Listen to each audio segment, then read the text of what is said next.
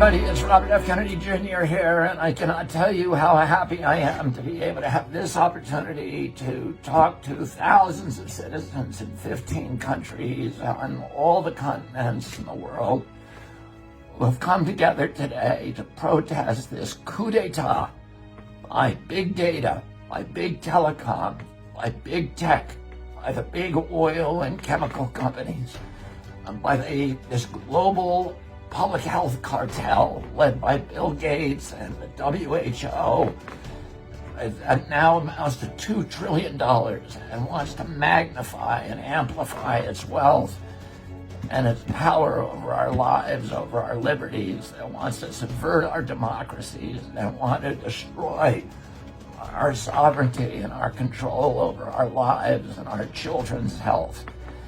And I want to remind you, those of you who are not Americans, of something that every American child learns when we're growing up in this country about our history. During the Great Depression, Franklin Roosevelt, who was one of the greatest presidents in American history, said to the American people, the only thing that we have to fear is fear itself. And we grow up hearing that, but people don't really understand what it means. But it was a very, very profound warning by Roosevelt, because he saw what the Great Depression was doing in Eastern Europe, in Italy, in Germany, and Spain, where that crisis was turning people towards fascism. In the Eastern countries, where the same crisis was turning citizens and governments towards communism, and also causing the collapse of governments all over the world. And in our country, in the United States, it's hard for people to remember today that almost a third of the people in our country were completely disillusioned with capitalism and wanted to turn to communism, and another third wanted to turn to fascism. And Franklin Roosevelt wanted to preserve our country for democracy, for free market capitalism, for civil rights, and to preserve our Constitution. And he recognized that the weapon of authoritarian control was going to be fear. And when I spoke a few weeks ago in Berlin, I reminded the people of Germany of a very famous story that happened during the Nuremberg trials after World War II, when Hitler's closest lieutenant, the head of the Luftwaffe, Hermann Goering, was asked by one of the prosecutors, how did you get the German people? The German people are the most educated people in the world. They were some of the most tolerant people in the world. The Weimar Republic was one of the strongest democracies in the world.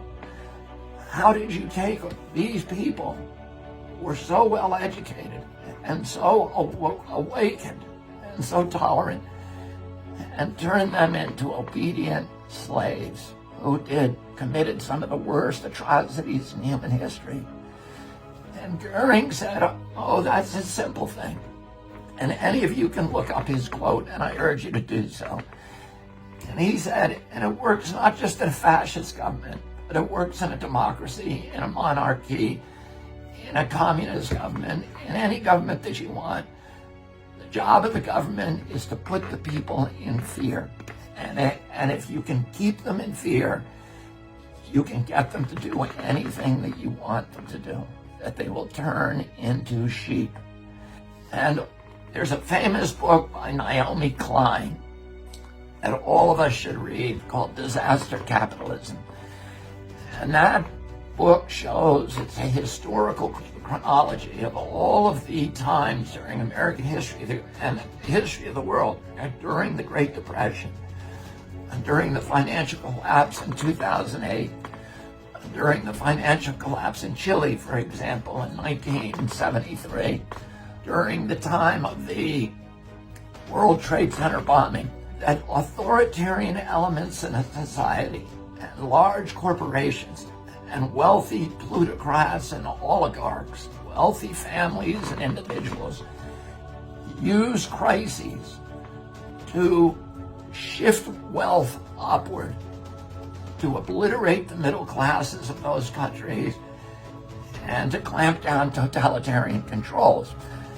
And of course, it's an obvious thing that people who are used to voting for their governments are not going to vote for policies that make the rich people richer, that give corporations even more power over their lives, that reduce democracy and reduce civil rights. These are not good vessels for populism. In order to transform the government so that it will reward the rich with even more wealth, the people who want to do that in the large corporations, who want to orchestrate that kind of change, have to get rid of the civil rights. And the first civil right that they begin with is freedom of speech. They need to clamp down censorship, because censorship is the most important right. In our country, we put it number one, the First Amendment of the Constitution, because all the other rights depend on it. If a government can hide what it's doing, it can get away with anything it wants. If a corporation can lie to you and conceal information, if there's no transparency in a democracy, you do not have a democracy. Oh, if you want to get rid of all the other rights, like freedom of assembly, which you are exercising today, some of you are exercising at great threats. Some of you will suffer. Some of you will be jailed. Some of you will suffer injuries. But that is a basic right. The right to freedom of expression, the right to jury trial, the right to freedom of religion, the right to privacy, the right to have governments that don't spy on you and keep your information. All of those other rights can only be subverted if they begin by imposing censorship, by being able to silence people who want to speak.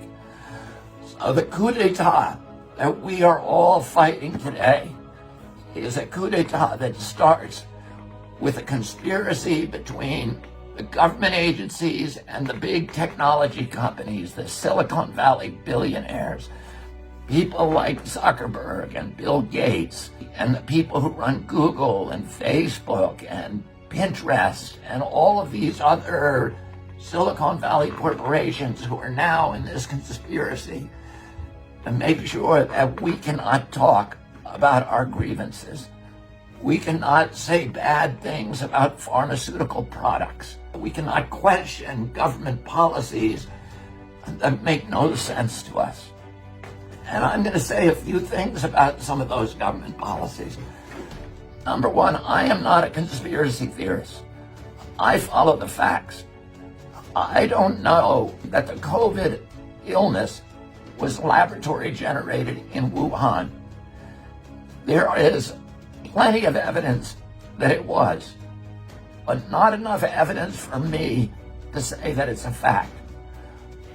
My question is, why don't we know the answer to that? Why is Tony Fauci not being asked that question? Why is President Trump not launching an investigation? Or President Xi or the presidents of any of these countries saying, where did this come from? Because we need to know that. The global citizens, this is the worst calamity in history. And nobody seems curious about where this actually comes from. We know it didn't come from a bat in the wet market in Wuhan. And that story was a fable that it now has no basis, in fact. And we have Nobel laureates, and we have large institutions and investigative agencies and prosecutorial agencies are saying, we think it came from the Wuhan lab, and we think that it may have come from studies that were funded by Bill Gates and Tony Fauci. I don't know if this is true. But why are our government officials not asking that as the number one question? Why, instead of sending their police to suppress dissent, are they not sending the police to question people who may know the answer to that question? There are many other questions that I'd like to know the answer. Questions about masks. I'm very willing to accept if the masks work, and I want to wear them. If they're going to protect other people from transmissibility, then I want to wear them. But the studies that I've seen indicate that they do not work against viral transmission for the most part. There's some that say they may work under limited circumstances. What I don't want to be told is they work and you're going to wear them and you better not ask questions about it. Most Americans and most of the people on this planet, we want leadership, but we don't want bullying. And we know the difference between bullying and leadership. We want to know the truth about hydroxychloroquine. We want to know why are we spending $18 billion on vaccines and only $1.4 billion on therapeutic drugs. What is the sense of that? There are many, many other questions that we in a democracy have a right to have answered without being called conspiracy theorists, without being vilified as being inconsiderate or being bad citizens. Everybody who's part of these demonstrations are people who are striving with their lives to become good citizens. Now, let me tell you what we need to do to win this battle. The only way we can win it is with democracy.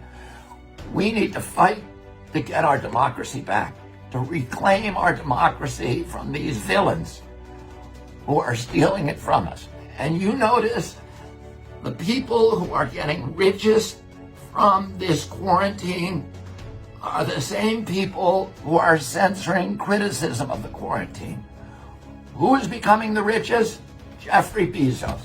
$83 billion he's made. And he owns Amazon, and he is censoring books that criticize the quarantine. Zuckerberg, who owns Facebook, who's made tens of billions of dollars by this quarantine. And he is censoring information that is critical of the quarantine. He censors my Instagram. He censors my Facebook. My Twitter page is also censored. And all of these people are the people who are making billions of dollars on the quarantine. And what I want to know is a simple question. Is the quarantine actually effective? You know, we've had plenty of pandemics in the past. In 1969, we had a Hong Kong flu pandemic that killed 100,000 people in the United States. It's the equivalent of 200,000 people today. That's the same number of people who are being killed by coronavirus. Did we go into lockdown? No. Did we wear masks? No. We went to Woodstock. We went to the Democratic Convention in Chicago and had huge crowds of people. Nobody was told to lock down and don't see your girlfriend and wear a mask and don't go out of your house and shut down your business and bankrupt every business in the country. Last year, there were 1.6 million people in the world who died from tuberculosis. We have 1.6 million people die every year from tuberculosis. We're not wearing masks. We're not on lockdown. What's the difference between tuberculosis and coronavirus? Tuberculosis has a vaccine, and the vaccine cost about $3. And that's why we're not on lockdown.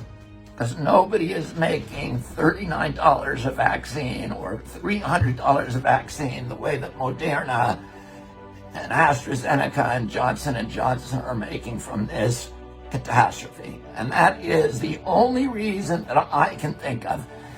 And I'm happy if somebody tells me there's another reason. But let's hear it. Don't just shut me up. Don't just tell me that I can't debate.